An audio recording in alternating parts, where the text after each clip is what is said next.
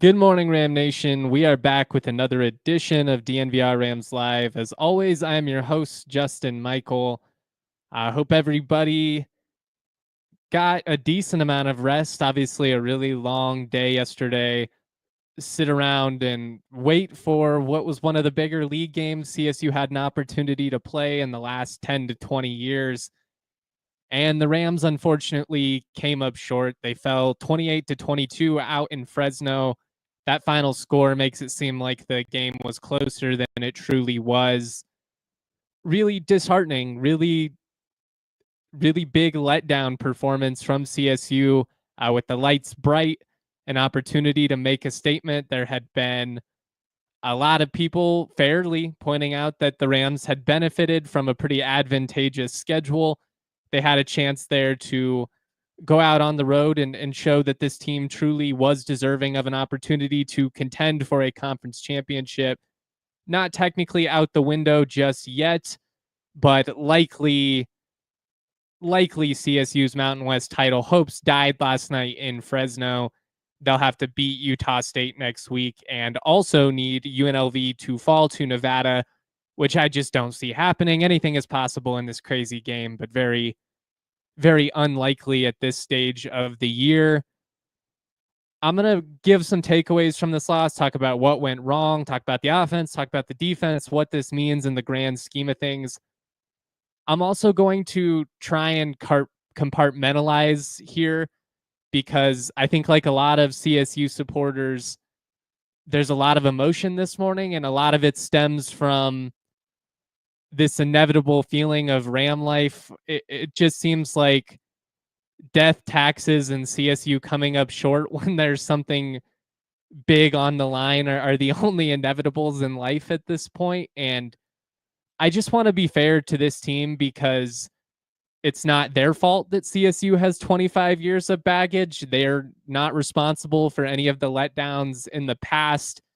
This season, objectively, your first winning campaign since 2017, your first season with multiple rivalry wins in almost a decade, those are all positives, and that's still true. And if you were to win 8 games this year, potentially 9 if you won a bowl game, from an objective standpoint, that's a successful season based on where you have been and where you're at right now. And I don't want to be tone deaf to that. I don't want to be ignorant to CSU's lack of success and the fact that this year as a whole has been different. But the tough part is, while they have made some strides in the biggest moments, this team still came up short. And the losses, especially from an eye test standpoint and just from a general viewing experience for Ram Nation, were brutal. You start the year by just getting walloped by Texas in a game where you didn't have very high expectations, but somehow still didn't manage to meet them. The showdown was a disaster. Oregon State obviously was really frustrating and still leaves a bad taste in your mouth. And while this one may be, from a brutality standpoint, not quite as bad as some of those other losses, was just a really disappointing performance. The lack of urgency, the lack of fight early was especially really just a disappointment. I will commend the defense for fighting back the way that they did. The offense scored some points late as well, but it was just too little too late. And they dug themselves in a hole that they were unable to pull themselves out of in the end.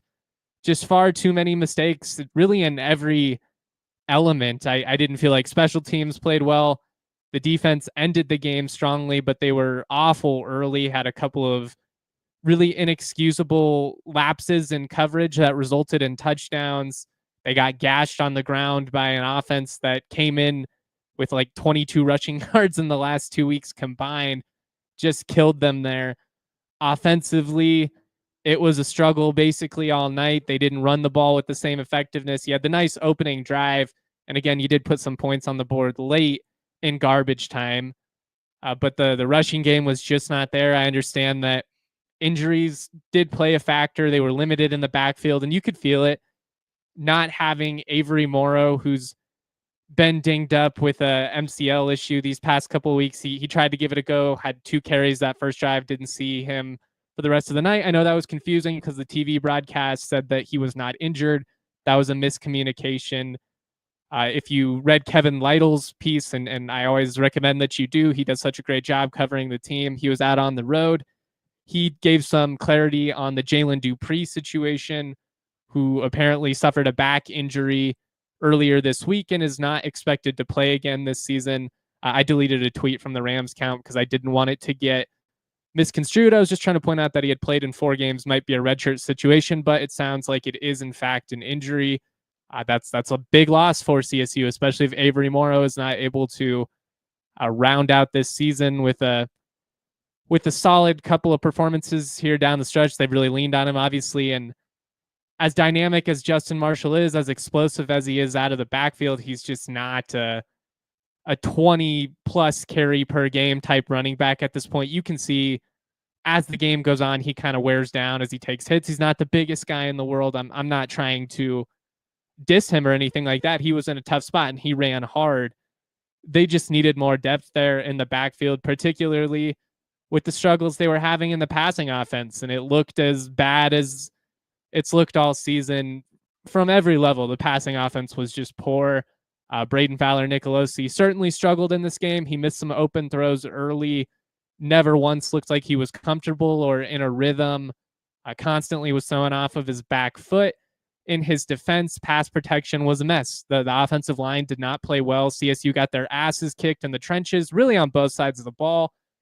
And he was pretty much under duress the entire night. They were kind of teeing off on him, especially once Fresno State went up big. Once you go up 21 and you know that CSU is not able to run the ball with the same consistency, you're able to really just send a lot of pressure in his face. They've got some talented guys in that front 7, which we highlighted going into the matchup. But it was really a bummer to see, coming off of what I thought was his best offensive performance of the season against Wyoming. Didn't look like the same guy at all. I don't think it was all on him. I've seen some tweets, and it's inevitable after a loss like this. The tensions are going to be running high. There's going to be a lot of emotion. I've seen a lot of people try and say they should have gone to a different QB or something like that. I genuinely don't think it would have made a difference with the struggles that they were having in pass protection there. Did he look good? No, not at all. He looked really bad in this game, but the entire passing offense did. Just a letdown in basically every stage. So many of the things that you had done well this season going into this matchup, you were unable to do in the most important game of the season. Special teams were a letdown. Defensively, especially early, a letdown. Rebounded well, you credit them there, but 21 points in that second quarter, it was atrocious. Bad tackling, missed coverages, penalties. That continues to be an issue when CSU loses games. They've had a pretty nice stretch there, but when you look at Oregon State, when you look at CU, when you look at this game, the penalties definitely played a factor. I didn't think it was the best officiated game by any means, in particular that holding call there with CSU driving either late in the third or early in the fourth. I'm drawing a blank on the timing there. I felt like was game-changing. Even the broadcast was in disbelief at that phantom hold, which wiped out a 15-yard run from Kobe Johnson, a 25-yard difference in field position. The drive ends up stalling. You don't put any points on the board after taking 7 minutes off the clock. It was in the fourth quarter. Just so many missed opportunities in this game. Too many mistakes, too many chances where you left meat on the bone, weren't able to put points on the board even when you did drive. Did end up scoring a little bit late. He scored 15 points in the second half, pitched a shutout, but one of those touchdowns came with 17 seconds left in garbage time. 200 of your yards came in the fourth quarter when more or less it was not out of reach. I guess you had an opportunity there with what the defense was doing, but I just think some of those stats are somewhat inflated because at that point, Fresno's dropping back into coverage. They're just kind of trying to not give up the big play. Jamari Person did have that big play late and also ended up catching a touchdown. Good for him. You like to see some stuff like that. There were a couple of guys like that, Levon Brown, Jordan Ross, younger receivers stepped up, made some catches in this game. But just not good enough. Not good enough in any level on a night where you had an opportunity to really seize the moment. You had a chance here to control your own fate in terms of a Mountain West title game appearance. Certainly would have been big underdogs against Boise State, but you never know. They've looked human of late. Wyoming gave them a game. And to come out with this type of performance, given what was at stake, was just, it was frustrating. I don't really know how else to put it.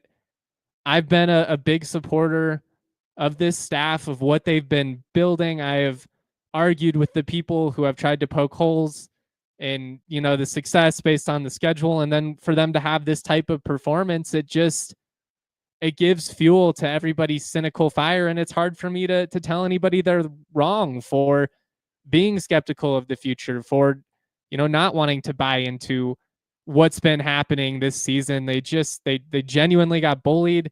They got punched in the mouth. They looked frazzled. It was just not good enough in any level.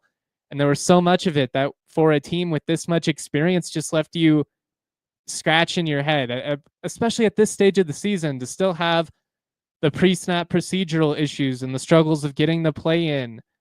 I mean, the penalties, it was just so much that went wrong for a team with this much experience in year 3 with an opportunity to play their way into the conference title game for the first time ever. CSU had a chance to go perfect in the league slate for the first time ever. That was also at stake, so you dropped the ball there. Big time letdown. It was peak Ram life. This was everything that CSU fans have come to expect after essentially being tortured for the majority of the last 2 decades. These are the mornings where you sit here and have yourself thinking, why did I even think it was going to be different in the first place? Because like I said, death taxes and the Rams coming up short when the lights are brightest, those are the inevitabilities in life. Even the good teams. That's what's the toughest thing to stomach as a CSU supporter, is even in the good years, they still more or less end the same way. You can look back at 2014, where you're sitting there 9-1, an opportunity to play your way into the conference championship. You drop the ball against Air Force. You can look back at 2002 in the UNLV game, another opportunity where you had an opportunity to go perfect in the league slate and came up short. Still won the league that year, still made a bowl game, still a great season. But again, even in some of the best seasons in program history, when the lights are brightest, when there's an opportunity to really go out and do something special, the Rams just seem to break your heart time and time again. And it's a struggle to compartmentalize that. And admittedly, I'm in the same spot as a lot of you. There's just so much frustration that stems from years of letdown. It's not the fault of this team, but they are tasked with trying to turn it around. And in particular, Jay Norvell, it is his responsibility to get this program back on the right track. Now, there has been success this season. There have been strides, but when the lights are brightest, when you have an opportunity to seize the day, CSU still CSUs. And that's just, it's a bitter pill to swallow at this point, because you had an opportunity here, a golden opportunity to do something that this program has never done, and you let it slip through your fingers. In the big picture, I have John here in the Toyota chat asking, is BFN the starting quarterback next year? I would still say he's the front runner, assuming that he sticks around in the portal era. There's no guarantees that anybody's going to be here for multiple years. I don't think you can necessarily go into the spring with it just being dead set and forget. I do think you have to have some competition there, potentially bring in another veteran to push him. I think competition is good. Even if BFN was absolutely murdering it, I would say that you would need to have some competition there. But I do think that the pressure is amped up on him after a letdown performance in a game like this. And just with some of the struggles the offense has had, I don't think that's all on him. I think the scheme change is a big part of the decrease in statistical production. But beyond the stats, which don't really matter to me, it's more about the eye test. And he just did not pass the eye test in this one after having a really solid performance against Wyoming. Keeping things in big picture before we get into some takeaways, key stats, all that. Obviously, there's a lot of focus on what does this mean for the future of the program? What does this mean for Jay Norvell? going into the last year of his contract. It is kind of a peculiar position in terms of the timeline of all this. The looming move to the Pac-12 is certainly a factor as well. I've seen a lot of people debate, do you extend him? Do you fire him? I don't think you can fire a coach after producing the program's first winning season since 2017. You still have a chance to win 8 games, which objectively any of us would have taken in the offseason. And you do got to keep that perspective. I don't know that he's shown enough, in particular in the games that matter most. This one, CU in particular, even the way they lost the game against Oregon State, to justify a big term extension, maybe just for the sake of recruiting and having some continuity. You give him like a 1-year extension or something like that with a school-friendly buyout, depending on what happens. I don't know if he would accept that or not. I don't think it's as big of a deal as it used to in terms of having a quote-unquote lame duck coach. I don't think it's that big of an impact on recruiting, because I don't think a lot of these players are going in with the mindset of, I'm going to be here for 4 years anyways. They might say they are, but we know that's just not really the name of the game in the portal era. Worst case, you already have the majority of your class in line for this upcoming recruiting cycle. For next year, if you had to go portal heavy to fill some gaps, I don't think it would be the end of the world. You have recruited well these last couple of years. He's proven that he can bring in talent, and I think they've proven they can develop guys too. There's a lot of freshmen, a lot of sophomores that are stepping up and making plays. It's the way they're losing some of these big games that's frustrating, especially when you're still burning timeouts because you can't get a play call in. Timeouts that would have been very valuable down the stretch there while trying to fight back into the game. There's just little things that a program this far into the process with this many veterans should not be making. We should not be still having these types of mistakes. But I do think you have to keep perspective and remember that while last night was incredibly disheartening, it was such a tough loss, this season there has been a lot of positives to build on, and they have accomplished things that frankly CSU has not been accomplishing, which is beating local rivals, getting to a bowl game. All of these are positives. It just stings because you had an opportunity for a lot more this year. It was all set up for you potentially to have a historic season. And, as CSU tends to do when the lights got bright, the Rams kind of crumbled under the pressure. And it is what it is. Starting to feel like I sent my buddies a meme from It's Always Sunny in Philadelphia. Excuse my language here, but Dennis laughing to himself where he's like, you dumb bitch. And that's kind of how I feel this morning for thinking something was going to be different. I think objectively, I do think CSU is a better team than Fresno State. I thought they made a mediocre Fresno team look pretty solid last night. Shout out to my guy, Tim Skipper. I'm really happy for him. I think this greatly increases the opportunity for him to get that gig full time. Still probably don't think he gets it in the end, but I hope he does. And if they can go out and beat UCLA on the road next weekend, I think he would deserve it. Probably out of the Mountain West title race. Like I said, you have an opportunity, depending on what happens with UNLV and Nevada. You're going to have to take care of business yourself. That matchup against Utah State feels a lot more scary right now than it did 2 weeks ago with what they're doing offensively. But just a letdown of a game and basically every facet. And given what was at stake, given the opportunity you had ahead of you, it's a bitter pill to swallow. We're going to move on here. I'm going to get into some takeaways, talk about the key stats, the turning points, but we do got to shout out our partners real quick. All right. Get ready for the season ahead with quality shades built to last. Our friends at Shady Rays have you covered with premium polarized shades that won't break the bank. They're an independent sunglasses company offering a world-class product. It's rated 5 stars by over 300,000 people. What's awesome about Shady Rays, they've got an endless variety. Whatever you're looking for, they've got it. Sporty, fashion. They've got a little bit of everything. I've got 3 pairs at this point. What's awesome is their frames are durable. They've got crystal clear optics with polarized lenses, scratch resistant as well. If you do happen to lose or break them, rest easy. Every pair is backed by lost and broken replacements. Nobody has your back quite like Shady Rays. Exclusively for our listeners, Shady Rays giving out the best deal of the season. all you got to do is head to shadyrays.com, use that code DNVR for 35% off polarized sunglasses. Try for yourself. The shades rated 5 stars, weigh over 300,000 people. I also want to talk to you guys about Toyota. Toyota, a proud partner of CSU Athletics, the official vehicle of DNVR. For generations, trucks have always been a part of their DNA. Whether you're looking for something durable that's going to be able to handle, the mountains, especially in the winter, and some of that off-roading stuff, but also get good gas mileage and be able to move around in the city, Toyota is the vehicle for you. They've got everything. Whether you're conquering off-road trails, hauling the weight of the world, or you're just cruising downtown, there's a Toyota vehicle for you. 17 models with available all-wheel drive or four-wheel drive like the Epic 4Runner. They also offer more low and zero emission vehicles combined than any other automaker to give customers numerous choices, reduce that carbon footprint. Toyota is a proud partner of CSU Athletics and the official vehicle of DNVR. Shout out to everybody in the Toyota chat. I appreciate the active discussion. I'll get to as many of your comments as we can. My guy Riley behind the sticks here will pin some of your stuff, and I'll answer some questions, comments at the end as well. But keep them coming. Let's keep it friendly. But keep them coming. This is an opportunity for you to vent it all out. Tell me how you really feel.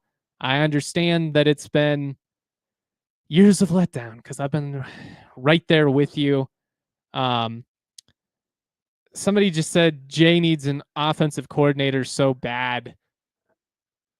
I agree. And it's really not about him as a play caller or anything in particular. I just think as a general belief of mine, I think it's really hard to be a head coach and manage the chaos of calling plays and also be able to manage everything you need to manage as a head coach of a football team, especially situationally. I think that's a big problem with some of the stuff CSU has pre-snap and just, trying to get plays in and trying to manage the game. It's a lot of decisions. It's a lot of things happening fast. And if you are going to be a play caller and be the head coach, I'd actually prefer for it to be the defensive plays because, again, I just think offensively, especially, there's just so much to manage there. I do wonder if that could be something that's negotiated in terms of potential extension or something like that. Does the admin go to Norvell and essentially say, hey, we love what you're doing. We think you represent the community well. We think you're a great recruiter. But from a game management standpoint, we think that it would be beneficial to have a real OC. What it ultimately ends up happening with the coordinators, I do think is going to be a really fascinating storyline for CSU over the offseason. A lot of different things that could happen. We shall see there. Getting into the takeaways, the first half might have been the worst half of football CSU's played this season. They've had some stinkers. Texas was not great. CU was obviously pretty brutal as well, but it was just a comedy of errors and a slow start that really buried the Rams from the get-go. The second quarter in particular was a train wreck. You could feel it pretty early, though, because you choose to get the ball and you go down, and like they have a lot over the last couple games, that's been one of their strengths. They were really good on the opening drive offensively, went right down the field, put points on the board, and then just immediately give up a 4-play 80-yard drive in like a minute and a half tie game. And you could just feel that it might be one of those nights. I don't really know how to describe it. Having watched so much CSU football over the year, there's just this feeling that you can, maybe you feel it on the back of your neck, lingering in the back of your brain. It's just that waiting for the other shoe to fall. And it did in the second quarter. Basically everything went wrong for CSU there. A couple of atrocious punts, had really bad field position, allowed Fresno to move right down the field, basically did whatever they wanted to, just gashed the Rams. Mikey Keene completed 70% of his passes, didn't really have to face a ton of pressure. They basically did whatever they wanted. And then offensively, CSU was just unable to move the ball with any type of consistency. Had 4 straight punts after that opening scoring drive. And then even in the second half, you had a couple of drives there where you move the ball, but you don't come away with points. When you were down 21 and turned it over in the third quarter, I would have kicked a field goal there. Just take the points. Give yourself an opportunity. I understand the logic, and I don't think they were necessarily wrong. It was 4th and short. It wasn't a crazy decision to go for it or anything, but I would have just taken the points there. See if you can chip away at it. Obviously, that drive in the fourth quarter was ultimately the back-breaking moment. That's the turning point to me. 16-play, 49-yard drive that starts at the 14:54 mark of the fourth quarter. You eat off 7 minutes and 4 seconds. And as they mentioned on the broadcast, the clock's not a big deal so long as you come away with points there. They fail to. They end up turning the ball over on downs. I've said my piece about the holding call. I thought it was atrocious. I think that really did play a factor. I mean, the Rams were starting to move the ball with some consistency. That was a back-breaking penalty, and it was phantom, and it was frustrating. I had a couple of gripes about the officiating. I don't think it was the reason CSU lost. Don't get me wrong. I thought the choosing to review that 4th down catch by Dane Olsen after you got the snap off is bullshit as well. I thought that's the whole point of it, is if you can rush and get the snap off before they blow it dead. I don't care if they buzz down to the refs. If they don't get that whistle off and the offense is able to get the snap off, we're on to the next play. You should not be able to go back and interfere the pace of play after they've already gotten the snap off. And that's a whole separate rant that I can get fired up about. I absolutely despise instant replay in sports. I think it's become such a crutch. I think it's killed the pace. I think we review so many unnecessary things. I understand wanting to get the call right, especially in big moments, but we've gone too far like we have with just about everything. But really what it comes down to is the slow start. You were able to get some momentum going there in the second half. Big shout out to the defense. This looked like they were going to lose like 50, pitched a shutout in the second half for 6 straight punts, gave the Rams an opportunity to get back in it. They also had the huge goal line stand in the first half. This could have been an even bigger deficit, which is crazy to think about. Big play, though, from Henry Blackburn to get his hat on the ball. Interesting play call by Fresno State to have Mikey Keene try and go up and over with how well the Rams were running the ball, especially in the interior. I would have gone right up the gut and dared CSU to stop them with how they were running the ball. But just too slow of a start, then too little too late offensively in that second half. Just not enough execution altogether. I do think that the passing offense was a real issue. I thought Braden looked probably as poor as he's looked at any point this season. I thought his growth, and I've talked him up a lot.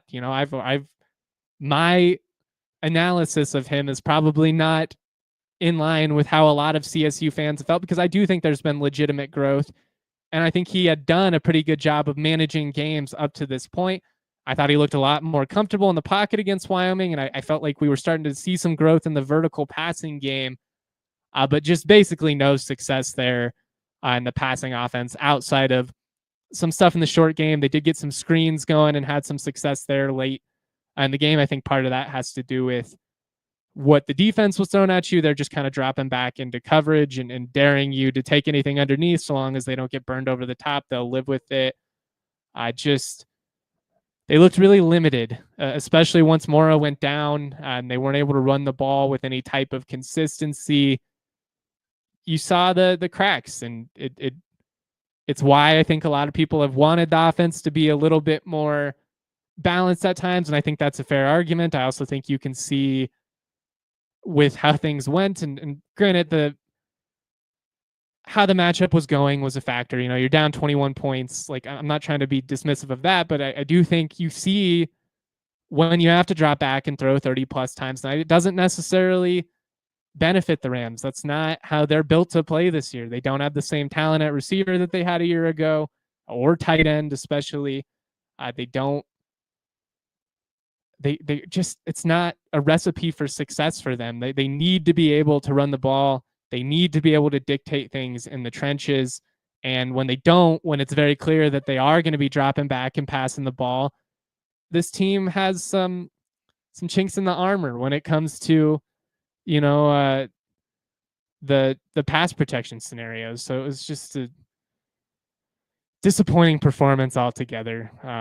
The penalties were frustrating. Losing in the trenches against a team that I felt was a little bit soft, at least coming in. That had kind of been the vibe. They certainly punched the Rams in the mouth last night.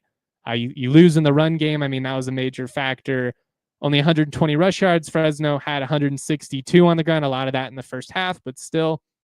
CSU only 5 of 17 on third down. They really struggled to sustain drives. Even a couple of times they did get past midfield and they couldn't capitalize with points. And a big problem was they weren't having success on first down, which was often putting them in third and long. With the issues in pass protection, it just becomes a cycle. You don't have success early. Now it's second and third and long. They're going to tee off on you. You have a quarterback who's out of rhythm and looks frazzled, and the situation's not helping. I mean, it was a cycle, and the Rams couldn't get out of it. There was a drive in particular in the second quarter after CSU had gone down, I believe, 2 touchdowns, where you just knew what was going to happen. First down, they're going to go vertical, panic shot, try and create a big play because they don't have any momentum. If you don't hit it, now it's second down, where you've got an inevitable run up the middle because you're trying to prevent being in 3rd and 10. The defense knows you're going to run the ball there, though, so they key off on Marshall. It's like a 1-yard gain, 3rd and 9. It was not a recipe for success offensively. Just a struggle in every element. Jacob wants to know, what's the vibe on Mummy? We really haven't had consistent QB play since Norvell was hired. It's been odd. It's been odd how the quarterbacks have panned out under Norvell. Guys that have shown some promise have not quite lived up to what we thought they would be so far. I'm not sure what's going to happen. Like I said, with the coordinators, there's some stuff behind the scenes that I actually can't talk about at the moment, for some personal stuff. Like I'm not holding back on you guys from a football standpoint. Inevitably, you guys will find out down the line. It'll all make sense. But yeah, I do wonder what happens with the coordinators next year. I do think that is going to be interesting. Technically, you don't have an OC next year. This year, I wonder if you do. And then as far as the defensive coordinator situation goes, I wonder if maybe Freddie gets interest from some bigger schools.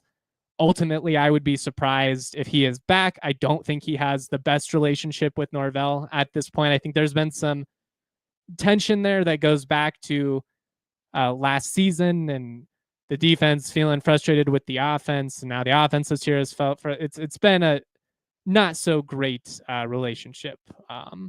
I'd be very surprised if he was back next year. Just keeping it real. I think the defense has had success this year, but I think he gets a bigger job or just leaves on his own terms. That's my guess. Again, that's not like inside information. I do know some of what's happening behind the scenes. That's an educated guess, but yeah, that's where we're at. Gave up 8 plays of 15+ yards, just too many explosive plays on the defensive side. Didn't get a ton of pressure on Mikey Keene, allowed him to complete 71% of his attempts. They only had 216 total yards offense going in the fourth quarter, put up 200+ yards in that fourth quarter in garbage time. But again, too little, too late, just not enough execution on either side of the ball or any element of the game. Because again, special teams was a struggle as well. The tackling was poor. They just looked unprepared for the moment, which is crazy to think given what was at stake. Let's take another break. Let's move on. I'll give out some helmet stickers. I'll shout out some individuals. I'll get to more of your questions and comments. Keep them rolling in. I appreciate everybody that's rocking with us in the Toyota chat on a beautiful Sunday morning. Real quick, though, on your mark, get set, eat, baby. Make a pit stop at Raising Cane's for craveable hand-battered chicken fingers. Race on in for delicious chicken finger meals served up fast. Order those tender chicken fingers, crispy crinkle-cut fries, and buttery Texas toast. Don't forget about that sweet cane sauce. For cooked-to-order hand-battered chicken fingers, race on in to Raising Cane's. Turbocharge your chicken fingers and get them even faster by ordering online at raisingcanes.com through their mobile app, Raising Cane's. Chicken fingers, one love. I also want to talk to you guys about the best in the business. Of course, I'm talking about Empire Today. Nobody does it quite like Empire when it comes to new flooring. You can't touch them. Not on their quality, not on their service, not on their speed. They've got the trifecta going. Their philosophy is to help you find what you need, not overwhelm you with a million things. honestly, what they omit from their selection just as important as what they include. They're not trying to show you 15 million choices. They're just trying to show you the best of the best. The virtual floor designer is a great way to see how new floors will look in any space. Just snap a pic, boom, you can see, how's this going to look with my paint? How's this going to look with the furniture? They really make the process easy. Schedule a free in-home estimate today. All listeners can receive a $350 discount. All they got to do is use that promo code DNVR. Restrictions to apply. See empiretoday.com/DNVR for details.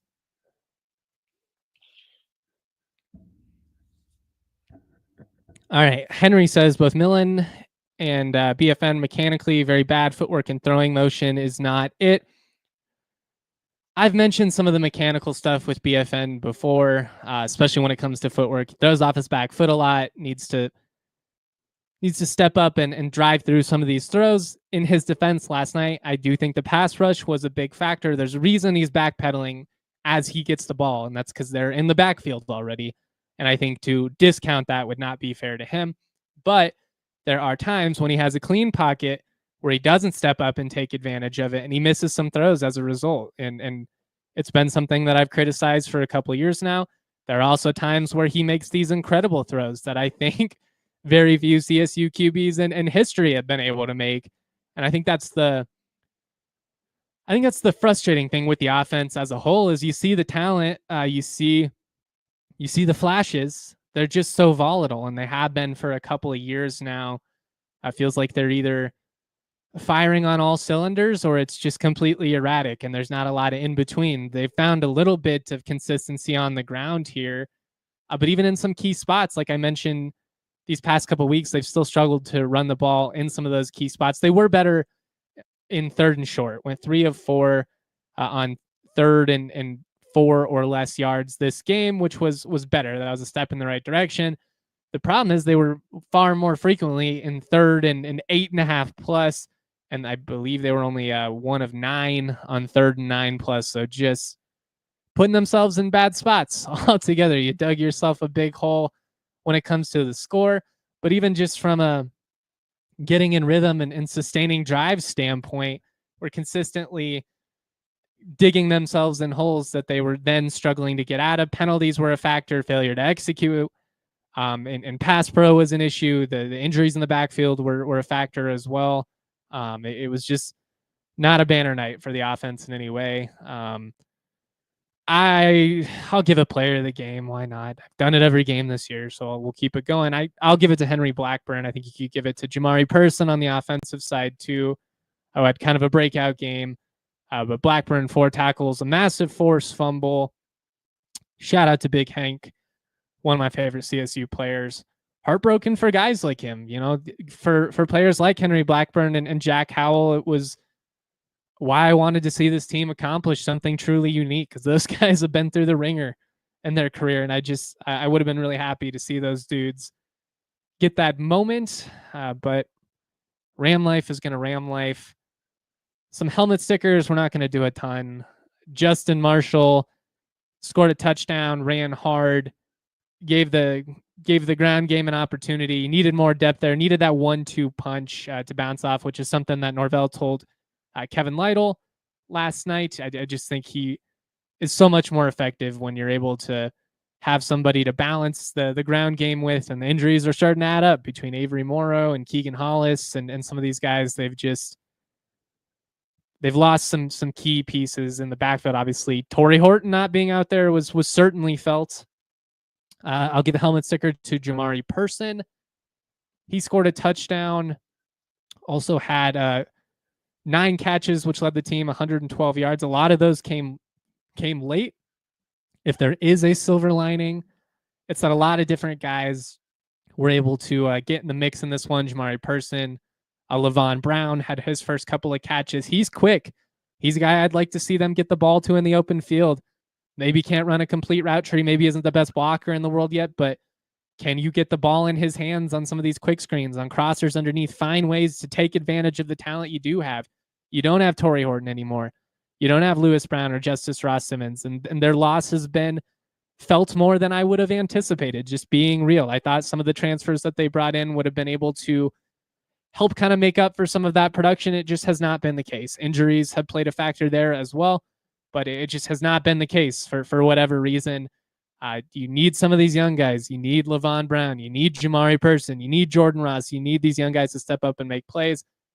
They tried repeatedly to get Caleb Goody the ball. He had 8 targets in this game, only came away with 3 catches for 60 yards. I thought Fresno had really solid coverage despite not having Cam Lockridge.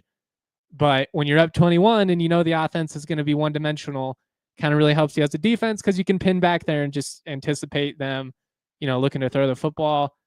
Aiden Hector, I'll give him a helmet sticker, had a great blitz that allowed CSU to get off the field in the second half there. He's been really good these last couple of weeks. They've really needed him. Henry has a question here, and just keep them coming in, and then we'll get out. I'll get to as many of your questions and comments as I can. Henry wants to say thoughts on some of the players talking trash to Fresno sideline, taunting while down. Announcers talked about it. Yeah, I thought it was a little bit ironic, to be honest, because Randy Cross, I believe, is the color commentator, was being very critical of the lack of intensity by CSU, and he kept pointing out that guys were hanging their head on the sidelines, which they were. The body language did not look good, even on the broadcast. But then when some other guys were like trying to get some juices going, he was also critical of that. So I guess I would say, what do you want? I don't have an issue with it. I think it's just guys trying to compete. Yes, it looks a little bit silly at times, especially if you go too far, but just a little bit of yapping here and there. That's going to happen in the heat of the battle. That's just a part of football games. So I don't think that's like a big deal. I wish they would have had a little bit more of that. I wish they would have had a little bit more of that fuck you energy, because they certainly came out flat in that first half. I did not seem ready for the fight at all. I thought Kobe Johnson and his punt return kind of sparked CSU a little bit in the second half. He was a guy that played hard, continues to just be a great teammate. I would have maybe tried to get him a couple more carries. He did run the ball with some effectiveness there in the second half. I do understand, though, that the score kind of puts you in a spot where you had to drop back and start throwing the ball. You're just running out of time. Just not enough when it counted, and that's really the simplest way to put it. Given some final thoughts here before we get out, I'll let you guys enjoy your football Sunday. This just gives fuel to the cynical fire. Anybody that was skeptical, it certainly fueled their fire. This was a chance to make a major statement, and instead CSU football did what CSU football always does, which is just come up short in a pretty spectacular fashion. They did fight back into it. You didn't get embarrassed in the end, but I do think that final score is a little bit misleading, and that last touchdown, those 8 points really kind of misconstrue the tale of this game, which was that the Rams went out on the road and they got punched in the mouth and bullied by a team that was really reeling coming into this. Obviously, the bye week did benefit them. I thought they had a much better approach offensively. They ran the ball better. They stopped the run better. This looked more like the Fresno State that blew out San Jose State, 5-6 weeks back, and not the Fresno State that just got their ass kicked by Air Force. But to have this type of performance, given what was at stake, given the level of competition, yeah, they're a good team, but they are not a great team. This one stings, and this can still be a successful season. You've got to end on the right note. If you then lose on senior day to Utah State, blow the bowl game, it's tough for me to then get on the pod and be like, I know it's a winning season, you beat some rivals, but this was still a success. Like, you do have to end this the right way, or you end up in Bobo territory, which is, yeah, you won 7 games, but you didn't win any of the games that matter, and you ultimately ended the season on a bad note, which then leaves a sour taste in the fans' mouths for months. How you close over this next month between senior day and then the bowl, that basically is going to dictate the vibe for the next 6 to 8 months with this program. Taylor wants to know, would you lean towards a New Mexico Bowl appearance as of right now? Yeah, I think they're in that New Mexico, Hawaii, Potato Bowl range, maybe Arizona. You're not going to get an LA Bowl. The New Mexico Bowl is technically higher on the pecking order than the Hawaii Bowl, Potato Bowl, or Arizona Bowl. That would be the most desirable option for me, followed by Arizona. I don't think anybody wants any part of Boise, but this type of loss opens the door back up. I think if you would have won, it would have taken you out of both Boise and Hawaii Bowl type range. As given, we shall see. But you've got to end this. You got to end this season on the right note. I think that's really important. I think you need a convincing performance with some style points, frankly, against Utah State to really change or at least open the minds of people that don't believe in this at the moment. Ultimately, how you perform next year is going to be huge. And again, that move to the Pac-12 looming over your shoulders does intensify things. It is a factor that you have to recognize, and you are in a weird spot in terms of the timeline of all this and Norvell's contract going into the last year of his deal and trying not to repeat some of the mistakes that have cost this program in the past, like extending somebody prematurely and then having it fall through. We'll see. It's going to be a really interesting couple of weeks. I do think this game very likely impacts the crowd in a pretty major way for senior day. If you win this with a chance to, I know you still technically have a chance, and you got to win this game if you want to keep your Mountain West title hopes alive. But I think the energy in the building would have been a lot higher if you won this one. I think there's a lot of people who maybe would have made more of an effort if they won this game and had felt like, all right, I saw them beat a decent team out on the road. I'm willing to make that effort. Are now going to be like, I'll just stay at home. What's the point? But it's tough for me to argue with CSU fans that are completely apathetic at this point, because the history says that when there's an opportunity to go out and achieve something special, to do, what we all strive for as college football fans, they find a way to come up short, and they find a way to rip your heart out of your freaking chest. And this one's going to sting. It's going to leave a bad taste in CSU fans' mouths for quite some time, much like the Hawaii game last year, much like UNLV last year, much like Oregon State this year, CU this year, you name it. There have been a lot of good moments this year. There certainly has been progress, and I don't want to lose sight of that. But this is a step back, and I think that's the part that makes it hard for some of the people to buy into this. Is it does feel like it's always 2-3 steps forward, 1 or 2 steps back, and you might be going forward, but I'm not sure we're seeing the progress that you would hope for at this stage. And I think that's a pretty fair criticism of this current administration, is you can address that, yes, they have won some games that they historically had not won. I don't think CSU teams of years past win that San Jose State game. I don't think they win that New Mexico game. I certainly don't think they win both Air Force and Wyoming, and I don't want to lose track of that.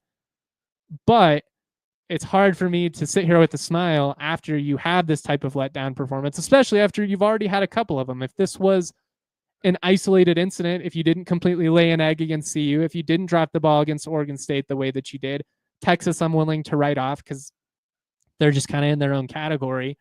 But it's hard for me to argue when CSU does this so consistently.